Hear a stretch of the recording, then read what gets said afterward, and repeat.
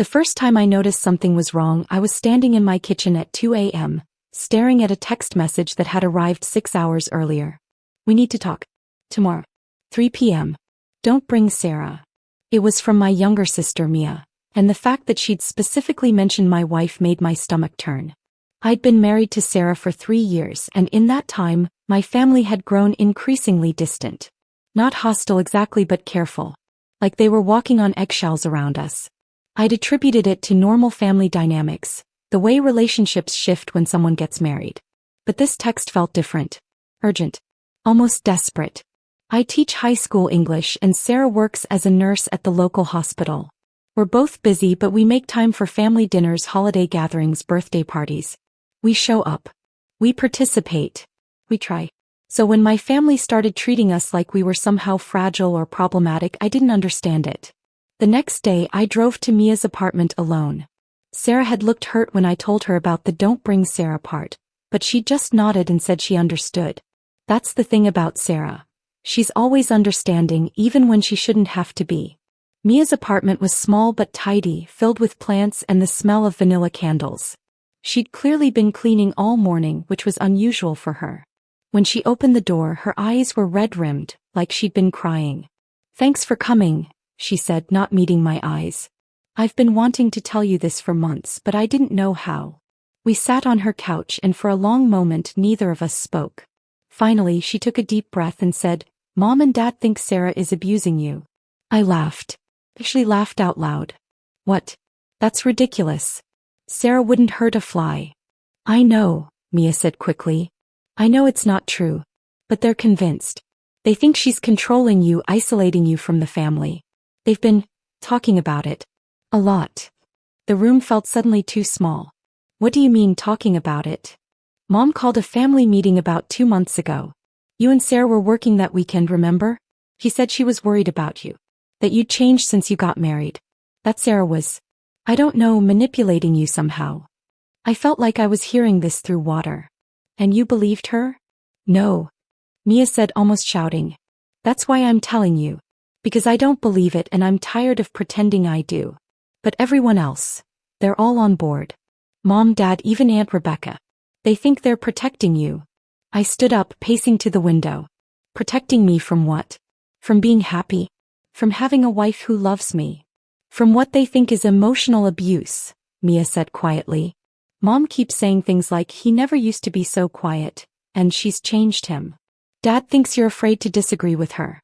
They've been analyzing everything, how you talk to each other, how you make decisions together, even how you split the check at restaurants."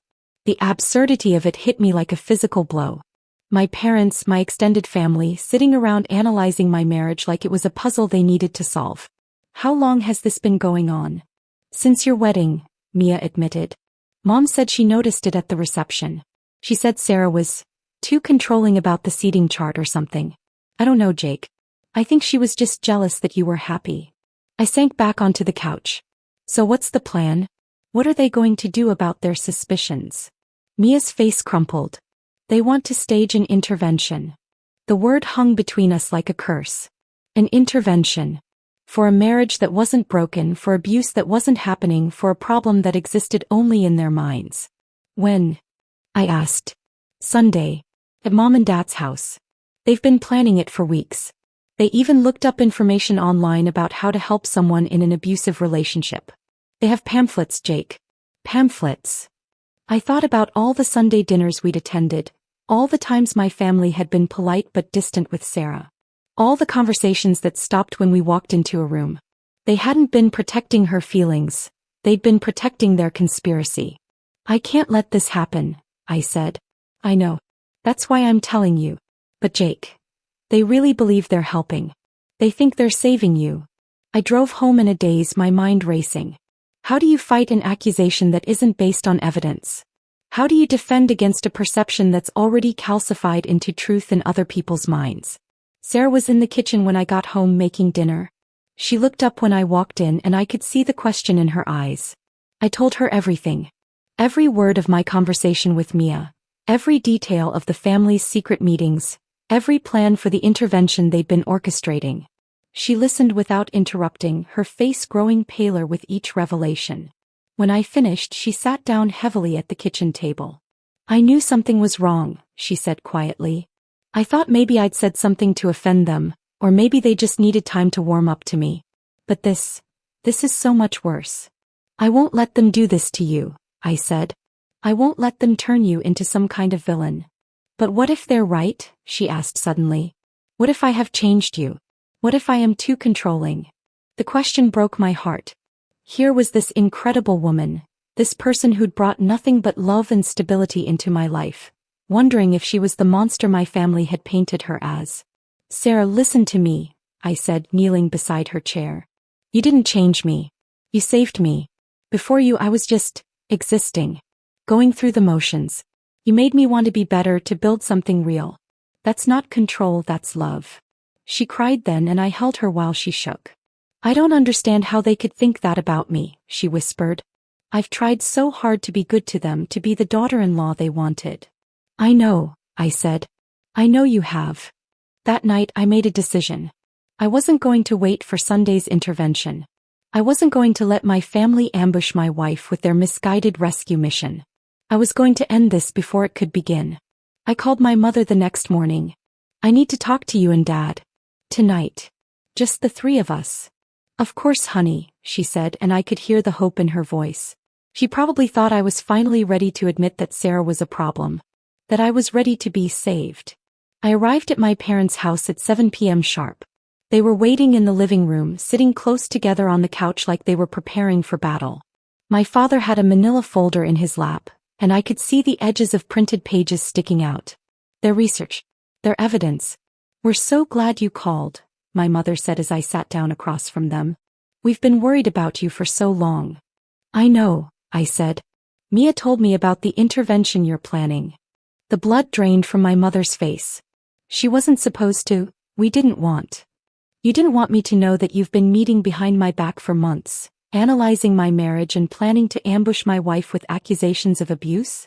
My father leaned forward. Ik, we love you. We're trying to help you. We can see what's happening even if you can't. What's happening, I said, is that I'm happy. For the first time in my life, I'm genuinely happy.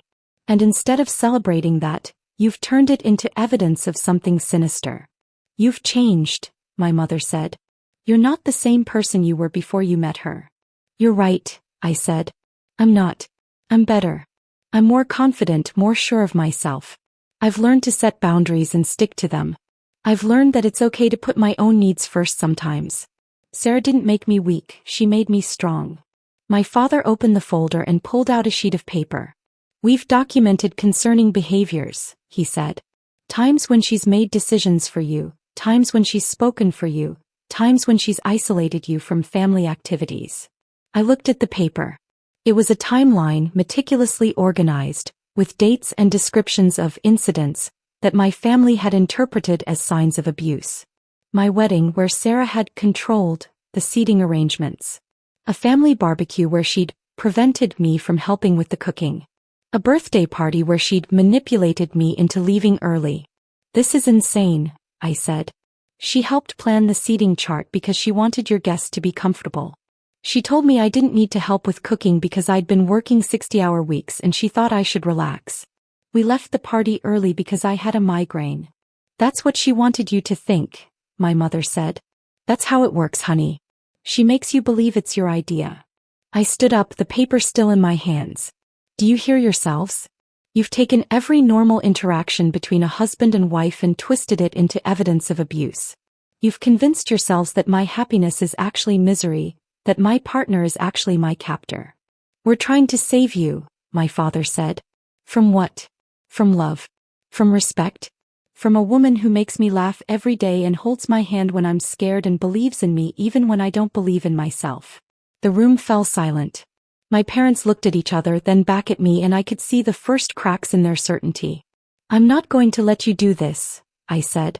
I'm not going to let you turn the best thing that ever happened to me into something ugly and wrong. And I'm not going to let you ambush Sarah with your intervention. Then what do you suggest? My mother asked, and there was something desperate in her voice. I suggest you trust me, I said. I suggest you trust that I'm an adult who can make his own decisions about his own life. I suggest you get to know Sarah as a person instead of viewing her as a threat. I left the folder on the coffee table and walked to the door. The intervention is cancelled, I said. If you can't accept Sarah as part of this family, then you can't have me either. I didn't wait for their response. I drove home through the dark streets, my hands shaking on the steering wheel. When I got home, Sarah was waiting up for me, curled on the couch with a book. How did it go? She asked. I told her everything. About the folder, about the timeline, about the intervention that would never happen. She listened without judgment, her hand in mine. I'm sorry, she said when I finished. I'm sorry they put you in that position. I'm not, I said, surprising myself. I'm not sorry at all. Because now I know where we stand.